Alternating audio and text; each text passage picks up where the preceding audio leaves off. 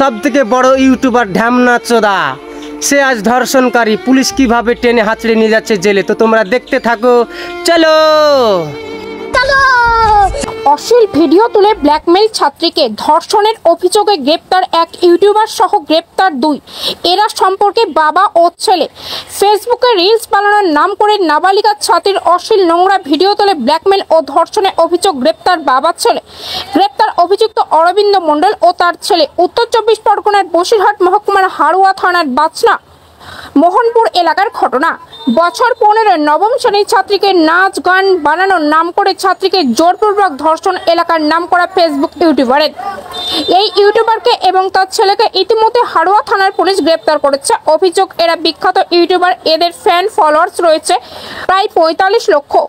রাজ্য জুড়ে বিভিন্ন জায়গায় নাচ গান রিলস বানায়। বাড়ি হাড়ুয়ার বাচরা মোহনপুর এলাকায়। সেই সূত্রে একই এলাকায় বাড়ি থাকায় ওই নাবালিকা ছাত্রীর সঙ্গে তাদের পরিচয় হয়। তাকে নাচ গান রিলস বানানোর নাম করে চলতি মাসের 7 অক্টোবর ওই ছাত্রী তার মাকে বলে, আমাকে রিলস ক্রিয়েটার বানানোর নাম করে একবার অশ্লীল নোংরা ভিডিও তুলে রাখে তাদের মোবাইলে এবং ভয় দেখায় সোশ্যাল মিডিয়ায় ছেড়ে দেবে এবং একের পর এক ব্ল্যাকমেইল করতে থাকে। কেউ জোরপূর্বক ধর্ষণ করে, আবার কেউ মাথায় সিঁদুর তুলে দেয় ধর্ষণ করে।